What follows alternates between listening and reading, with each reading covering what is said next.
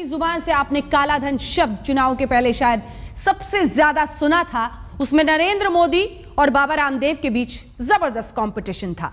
इसी मुद्दे पर हम सवाल जवाब करेंगे खुद स्वामी रामदेव से। हमारे साथ वो लाइव होंगे कुछ देर में। बाबा ब्लैक मनी, उनसे सवाल जवाब करेंगे। लेकिन इसी बीच काले धन से ही जो कुछ आज हुआ है, इस मसले पर जो खबर आई है वो आपको पहले बता दें।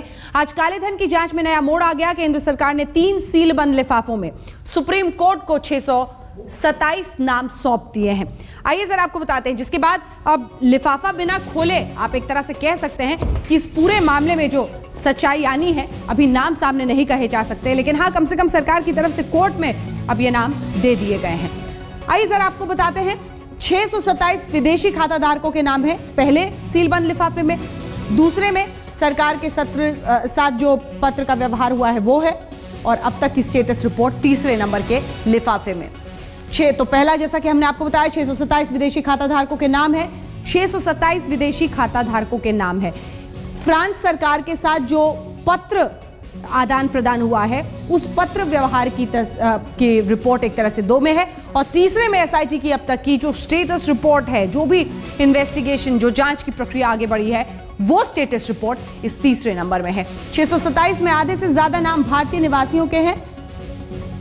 सुप्रीम कोर्ट में जो केंद्र ने कहा है उसके मुताबिक 627 में से 50% भारतीयों के, करीब 300 खाते एनआरआईज के हैं। उन पर टैक्स कानून लागू नहीं होता। जो एनआरआई हैं, नॉन रेसिडेंट इंडियंस हैं, कई लोगों ने खाते स्वीकारे हैं, टैक्स चुकाने को तैयार भी है। ये सब कुछ सुप्रीम कोर्ट में केंद्र ने कहा है।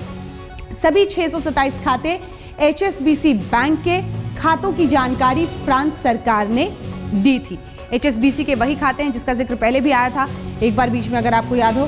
2011 में लिस्ट फ्रांस सरकार ने भारत को सौंप दी थी। अब वही 627 नाम बंद लिफाफे में कोर्ट को दिए गए हैं। बता भी दिया गया है कि कई ऐसे हैं जो टैक्स चुकाने को अब तैयार भी हैं। 27 जून 2014 को ये लिस्ट SIT को दी जा चुकी है, यानी स्पेशल इन्वेस्टिगेटिव टीम को। लिस्ट में 2006 तक की जानकारी दी गई है। दोषियों के खिलाफ कार्रवाई की डेडलाइन मार्च 2015। कौन जांच करे, इस पर केंद्र को आपत्ति नहीं है। 7 संधियों की गोपनीयता की शर्त का पालन हो, यह भी कहा गया है, क्योंकि जो संधि है अलग अलग देशों के साथ, चाहे वो जर्मनी हो, चाहे स्विट्जरलैंड हो, उनका पालन करते हुए नाम की पूरी प्रक्रिया को आगे ले जाना है। नहीं तो अचानक आने वाले वक्त में नाम बताने से इनकार कर सकते हैं। सुप्रीम कोर्ट ने जो कहा है वो हम आपको बता रहे हैं। सुप्रीम कोर्ट सीलबंद लिफाफे नहीं खोलेगी। सिर्फ SIT के चेयरमैन और वाइस चेयरमैन ही उन सीलबंद लिफाफों को खोलेंगे। तो जो कोर्ट का रुख है वो इस बात को लेकर है कि जांच में कहीं पर भी कोई दोष नहीं आए। यह महत्वपूर्ण है, किसी भी जगह पर लीकेज ना हो। SIT हमारे प्रतिनिधि, हमें SIT पर पूरा विश्वास होगा। SIT जानकारियों को ED और CBI जैसी जांच एजेंसियों से फिर साझा करे, ये कहा है सुप्रीम कोर्ट ने। तो यह है वो प्रक्रिया जिसके तहत ये पूरा मामला आगे जाएगा। बंद लिफाफे कोर्ट में नहीं खोले जाएंगे। जो पूरी जानकारी है, 627 नाम है, वो जाएंगे SIT को। SIT फिर ED CBI को इसे दे सकता है। SIT अपनी जानकारी जांच पूरी करने की प्राथमिक डेडलाइन जो है वो मार्च 2015 है SIT के लिए। तो ये पूरा आप कह सकते हैं पूरी प्रक्रिया है जिसके बदौलत अब ये मामला आगे जाएगा। तो आज की अदालती कार्रवाई के बारे में क्या कहना है पक्षकार राम जेठमलानी और साथ ही अटॉर्नी जनरल मुकुल रोहतगी का, देखिए। आज सुप्रीम कोर्ट में काले धन वाले मुकदमे की सुनवाई हुई। सरकार ने सुप्रीम कोर्ट के सामने सील्ड कवर पेश किया। उस सील्ड कवर में सारी लिस्ट जो HSBC की फ्रांस की सरकार के द्वारा मिली थी, वो लिस्ट जिसमें 627 या 28 नाम हैं, वो और उसका एक स्टेटस रिपोर्ट जो हर अकाउंट की गई है आज तक SIT के अंडर, वो भी एक स्टेटस रिपोर्ट सील्ड कवर में पेश करी गई। सुप्रीम कोर्ट ने दोनों साइड की दलीलें सुन के ये फैसला लिया कि वो खुद इस सील्ड कवर को नहीं खोलेंगे, बट ये सील्ड कवर SIT के चेयरमैन और वाइस चेयरमैन जो 2 रिटायर्ड सुप्रीम कोर्ट के न्यायाधीश हैं, उनको आज ही दी जाएगी। वो इसको खोल के प्रोसीड करेंगे जिस तरीके से वो करना चाहते हैं। तो राम जेठमलानी के तेवर साफ दिखाई दे रहे हैं। उन्होंने आगे भी बहुत कुछ कहा है। एक खास तौर पर एक मंत्री पर भी एक तरह से हमला बोल दिया। इतने बिफरे हुए हैं वो इस वक्त सरकार से।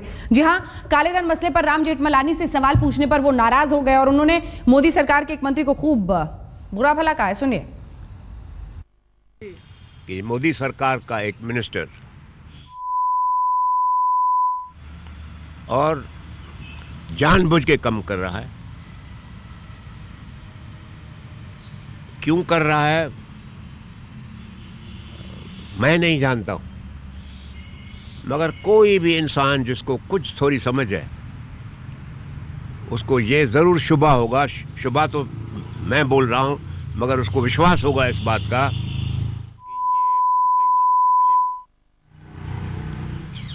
अभी ये मोदी जी की सरकार है। आपको मालूम होगा कि इलेक्शन के दौरान में मैंने मोदी के बारे में हिंदुस्तान की जनता को कहा है कि ये एक ईश्वर बन के आया है, अवतार बहुत तारीफ करी थी नरेंद्र मोदी बन के आया है देश के सामने।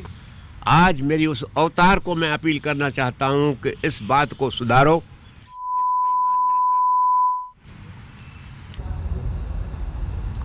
तो देखा आपने, एक बहुत ज्यादा गुस्से में है इस वक्त राम जेठमलानी, कम से कम सरकार के रवैये को लेकर।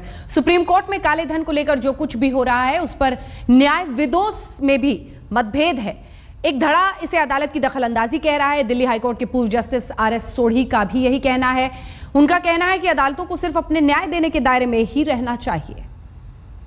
जो फंदा गवर्नमेंट के गले में लगा हुआ था, फंसा हुआ था, वो सुप्रीम कोर्ट ने अपने गले में डाल लिया है। अब सरकार को कोई रिस्पॉन्सिबिलिटी नहीं है टू अनर्थ ब्लैक मनी। रिस्पॉन्सिबिलिटी होगी सुप्रीम कोर्ट की और उसकी SIT की। लिहाजा ये मेरे हिसाब से तो थोड़ी, मुझे लगता है ये जुडिशियल ओवर रीचिंग है। जुडिशरी को अपना काम करना चाहिए, वो है डिस्पेंसिंग लॉ एंड जस्टिस।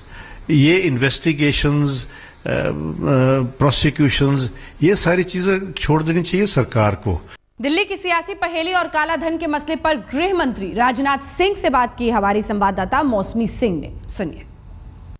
हमारे साथ बातचीत में जुड़ रहे हैं गृह मंत्री राजनाथ सिंह। आइए उनसे बात करते हैं। राजनाथ जी, सुप्रीम कोर्ट ने फटकार लगाई है सरकार को कि 5 महीने से सरकार क्या कर रही थी। सरकार सासत में, अभी लेफ्टिनेंट गवर्नर भी आपसे मिले हैं, क्या चर्चा हुई?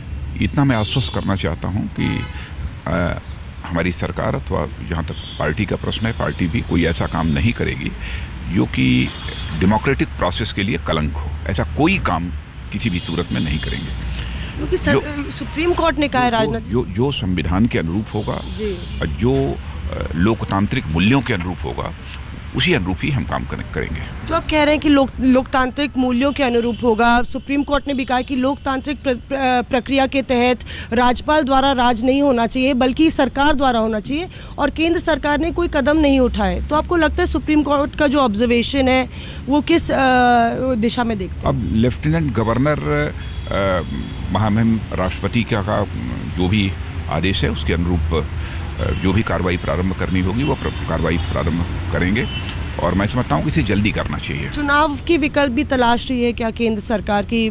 चुनाव भी कराने की सोच रही है या कुछ?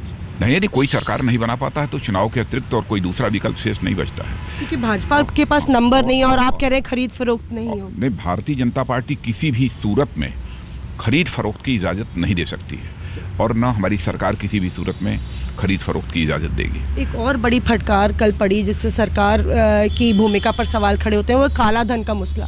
आपने भी काला धन का मसला लोकसभा चुनाव में उठाया था। नरेंद्र मोदी ने खुद बतौर पीएम उम्मीदवार कहा था कि काला धन जो है हम वापस लाएंगे। आज क्यों सरकार डर रही है नाम को सामने लाने? जिन मामलों में जो साक्ष्य मिल गए थे उन नामों को तो ऑलरेडी सुप्रीम कोर्ट को इसकी जानकारी दी जा चुकी है, लेकिन सुप्रीम कोर्ट का यदि आदेश है तो हमारी सरकार उसे देने के लिए तैयार है। वैसे SIT को वह सूची पहले भी दी जा चुकी है। क्या आपको लगता है कि जिस तरह से नामों का खुलासा नहीं करी, किरकिरी हुई है सरकार की छवि पे, किरकिरी हुई एक तरीके से, आप संधि का हवाला दे रहे हैं जब आप खुद काला धन के मसले पर लोकसभा चुनाव लड़े? नहीं, मैं समझता हूँ कि संधि है, इस सच्चाई को कोई नकार नहीं सकता है, लेकिन वह एक मजबूरी थी। लेकिन सुप्रीम कोर्ट का आदेश है तो सुप्रीम कोर्ट के आदेश के अनुरूप जो है हमारी सरकार ने फैसला किया है कि हम वो सूची दे देंगे। क्या लगता है कि कौन ज़्यादा शर्मसार होगा, कांग्रेस या भाजपा? क्योंकि अरुण जेटली ने कहा कि कांग्रेस शर्मसार होगी अगर नाम सामने आ जाते हैं। अब मैं कुछ नहीं कहना चाहूँगा इसके संबंध में। अब सुप्रीम कोर्ट ने मांगी है सूची, हमारी सरकार जो है वो सूची वो उपलब्ध करा देगी। उसमें कोई परेशानी नहीं है आपको नाम सामने करने? किसी के बारे में मुझे कोई कमेंट नहीं करना है कि कौन शर्मसार होगा। जो दोषी होगा वो शर्मसार होगा। शुक्रिया हमसे बात करने के लिए। ये थे गृह मंत्री राजनाथ सिंह। आज तक से एक्सक्लूसिव खास बातचीत करते हुए साफ उन्होंने कहा कि किसी भी हाल में भाजपा जो है खरीद फरोख्त नहीं करेगी, और जहां तक काले धन का सवाल है, सरकार को नाम सामने लाने में कोई परेशानी नहीं है। कैमरा पर्सन कृपाल सिंह के साथ मौसमी सिंह, दिल्ली आज तक।